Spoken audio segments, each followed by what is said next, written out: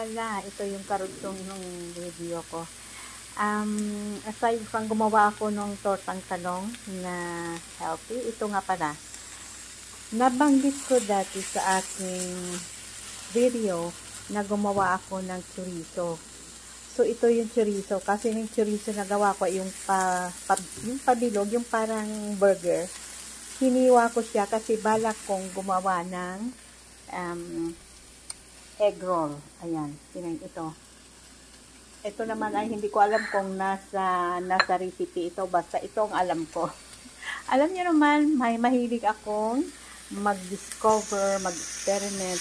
So, ito kasi bigla ko lang naman naisipan na gumawa ng egg roll. Kasi parang nasa mood ako magluto. So, ito, gawa ko uli ng egg roll. And isabay namin sa pagkain na maisabay. Ano ba tawag doon? Right term?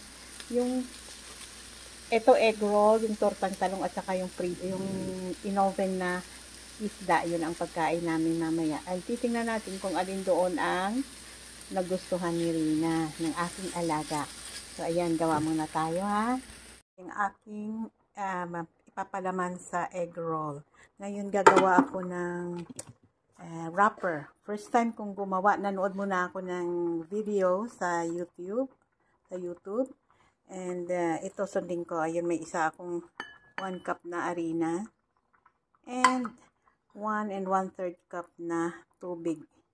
Hahaluin lang daw to eh. Sa natatawa guys. Kasi nga, doubt ako sa gagawin ko. Pero itry ko. Paano ko malaman or paano ako matuto kung hindi ko gagawin, di ba? Kung mag-successful, okay lang. Gagamitin ko mamaya. Kung hindi successful, mayroon naman akong nabili doon na parang wrapper na binibenta nila dito. Pero hindi siya maganda. Kaya magta-try ako nito. May konting asin pa pala. Asin konti.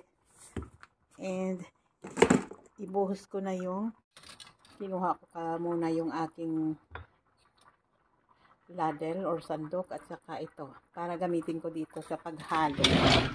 Ayan, ilagay ko na yung isang 1 1/3 cup na water. Sana magiging successful ako. And then i-mix ko na muna. Papalang 1 teaspoon na cooking oil or olive oil. Olive oil ang gamit ko. Yan ang mahirap sa hindi pa alam ang gagawin nakakalimutan yung mga ingredients. Mix ko na to. Tapos nilagay ko na dito sa kawali nang hindi ko pa nilalagay sa apoy. Pero parang ang kapal bawasan ko siguro. Parang ang kapal eh. Ayun. Siguro pwede na ito. Sana first attempt. First gawa, first attempt. Sana ay magiging successful. Unti-unti lang natutuyo. Sabi pag daw yung gilid ay pwede na daw tuklapin. Tutuklapin ko muna. Ako guys, yung gawa kong lumpia wrapper ay hindi successful.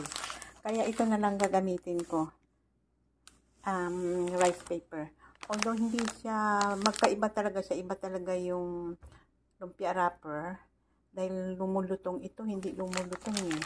Parang siya lang, matigas lang pero hindi malutong. Yan, kaya no choice. So, magluto lang ako ng para sa pananghalian namin. Alam namin, ito yung okrang adobo at sitaw. Ito yung beetroot salad. Ayun yung mixed vegetables na gusto ko sanang gawing egg roll. At ang talong, tortang talong. How's the tortang talong, Rina? Very good or na? Good only? Very good. It's very good. So, yan ang ginawa ko kahapon.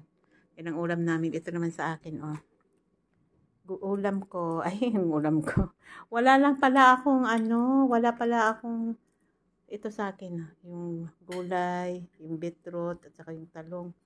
I have no okra and sitaw. But it's okay. Marami na kasi. Okay, kain na kami. Kain tayo. Kain tayo. Kain tayo. Rina, kain tayo. Tayo. Kain. Kain. Kain. Tayo. Tayo. Kain tayo. Yan, kain tayo. And Bite Avon. Matabang, soda. Ayan. Tuloy-tuloy yung pagsubo niya. I was eating. Tingnan niyo si Rina. Yung cracker, pinatong niya yung talong, yung tortang talong sa cracker. Nobody do it, Rina. Only Rina. It's very good now. Okay, so good. Good that you enjoy the talong. I was lazy to put mayonnaise on the cracker. They wanted to put the mayonnaise in the cracker and the talong. It's very good, like hamburger. Okay, thank you.